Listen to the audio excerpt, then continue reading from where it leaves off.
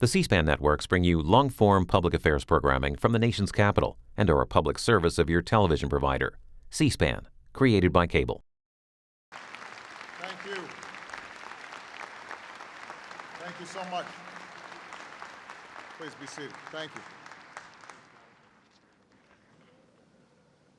Thank you, Bob, for your service to our nation as an Army Airborne Ranger and your tireless work on behalf of your fellow veterans. To Vice President Joe Biden, General Dunford, Major General Becker, distinguished guests, to our outstanding veteran service organizations and their leadership, to our men and women in uniform, and most of all, to our proud veterans and your families, it is a great privilege to be with you once again. And to Captain Florent Groberg, as Bob just mentioned, tomorrow it will be my honor to present you with the Medal of Honor, our nation's highest military decoration. To all our veterans here today, and to veterans across America, whether you served on the beaches of Europe, the jungles of Asia, the deserts of the Middle East, whether you served here at home or overseas, in wartime or in peace, whether you served proudly in the Army, Navy, Air Force, Marines, or Coast Guard, you are part of an unbroken chain of patriots who have served this country with honor through the life of our nation. On these sacred grounds, where generations of heroes have come to rest, we remember all those who made the ultimate sacrifice for our nation. And today we gather once more to salute every patriot who has ever proudly worn the uniform of the United States of America. This year, as we mark 70 years since our victory in the Second World War, we pay special tribute to a generation that literally saved the world. We're joined by several of those heroes, including our oldest known female World War II vet, Army Lieutenant Colonel Luda C. McGrath, who this month turns 108.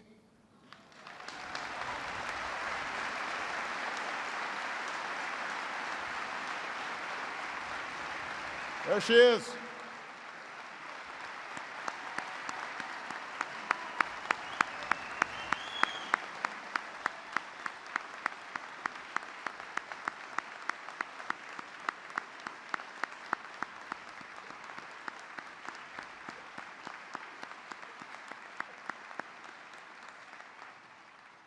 And I would ask all of our veterans and families of World War II, if you can stand, please stand or raise your hand so America can thank you one more time.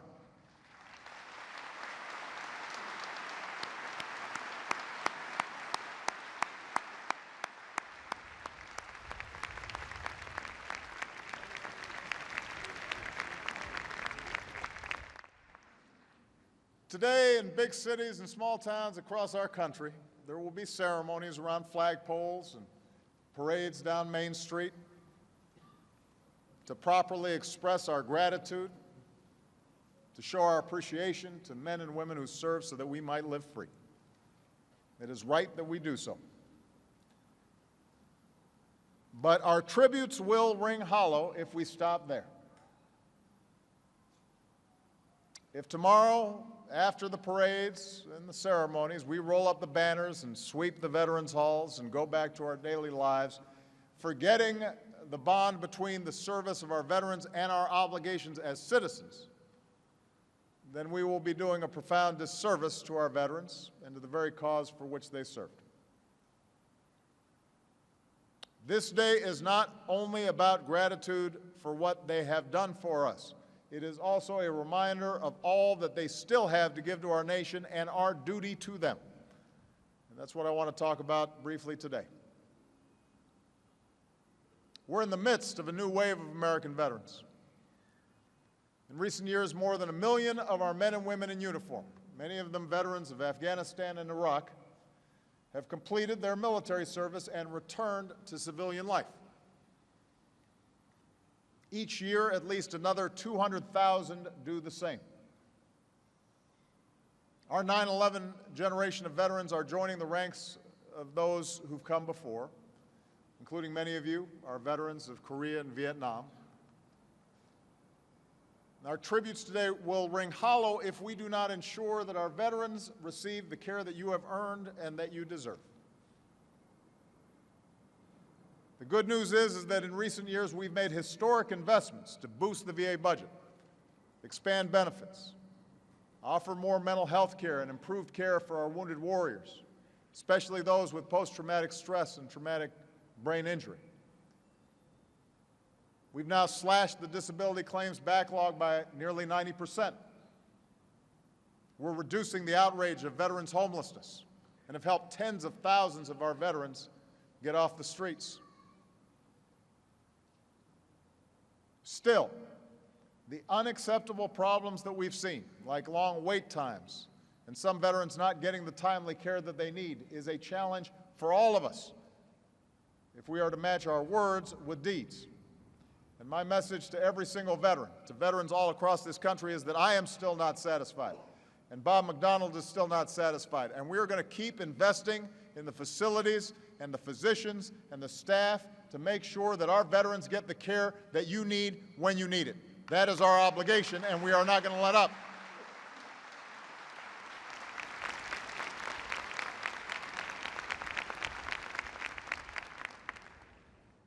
Our tributes today will also ring hollow if we don't provide our veterans with the jobs and opportunities that you need when you come home.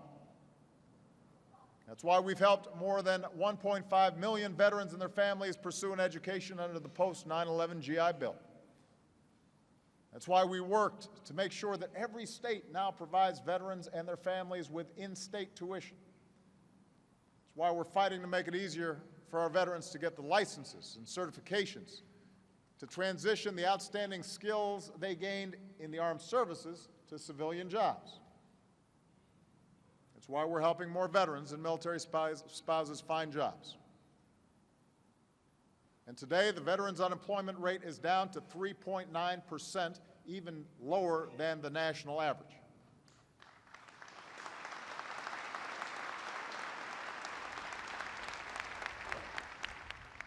But this can't just be a job for government. We all have a role to play. I realize that with less than 1% of Americans serving in uniform, the other 99% of folks don't always see and appreciate the incredible skills and assets that our veterans can offer. On this Veterans Day, here's what I want every American to know. Our veterans are some of the most talented, driven, capable people on earth.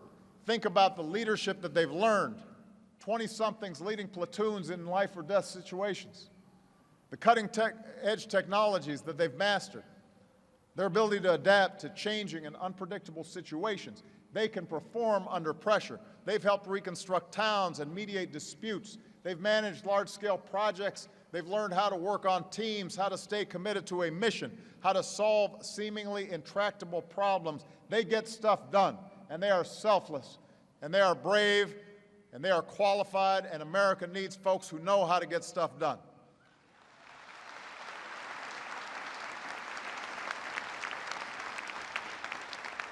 If you can save a life on the battlefield, you can save a life in an ambulance.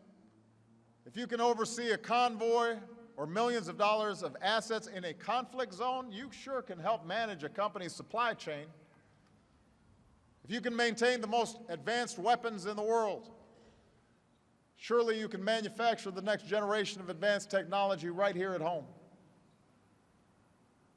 Our veterans will tell you themselves, they may have put away their uniforms, but they're not finished serving their country.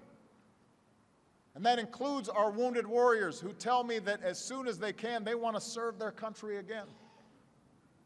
They're exactly the kind of people we need to keep America competitive in the 21st century. And that's why more and more companies are hiring veterans. Not out of charity, not out of patriotism or some moral obligation, although they do have those obligations, but because they know it's good for their bottom line.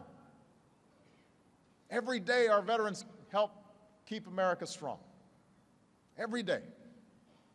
Responding to natural disasters here at home and around the world. Working to end homelessness and get more of their brothers and sisters in arms the resources they need to transition into civilian life. They're starting their own businesses, like the two veterans who started a coffee shop that's so good my own staff voted to have it served in the White House. And understand, we consume a lot of coffee in the White House. So to my sleep-deprived staff, those guys are pretty heroic. Our veterans are moms and dads, they're teachers and doctors, engineers and entrepreneurs, social workers and community leaders. They are serving in state houses across the country. They're serving in Congress. We've got a proud veteran, retired Navy Captain Scott Kelly, commander of the International Space Station, who's up there right now, just became the American astronaut to serve the longest consecutive flight in space.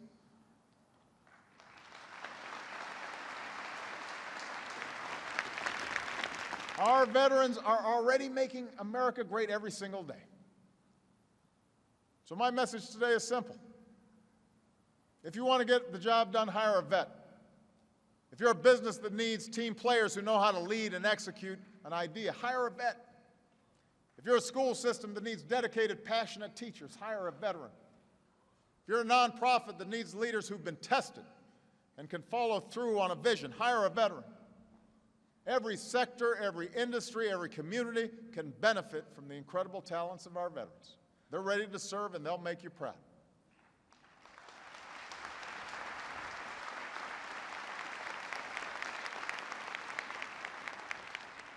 I want to just give you one example.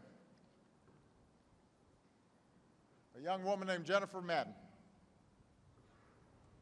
Jen joined the Army at 17 years old. She wanted to be just like her grandpa, a Korean War veteran. Her very first day of basic training was September 11th, 2001. She deployed to Afghanistan, where she pulled security details during attacks. She lost one of her close friends in combat. When she came home, she tried to get back into her old life, but she found she simply couldn't stay focused in school or at work. She was struggling to relate to her family and her friends. Soon she was self-medicating and became homeless. Jen felt like she had lost her mission, her sense of purpose. But then, thanks to an organization that connects veterans with therapists who donate their time, Jen was able to get counseling at no charge. She started dealing with her post-traumatic stress. With a lot of hard work, she started pulling her life back together.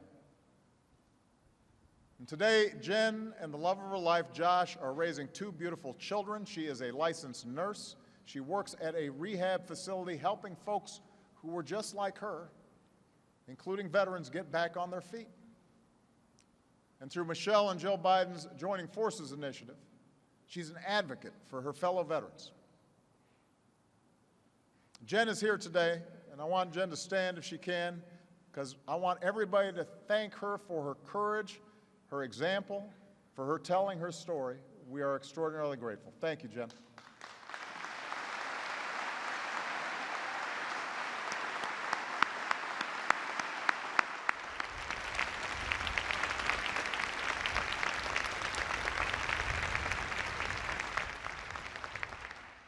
And I tell Jen's story because, like all of our brave men and women in uniform, Jen represents the best of who we are as a nation.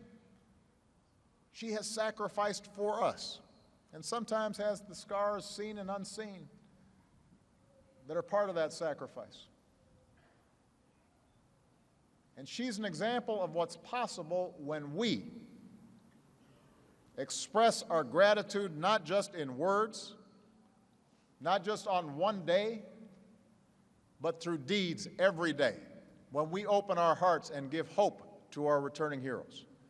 and we harness your talents and your drive, and when we honor your inherent sense of purpose and empower you to continue serving the country you love.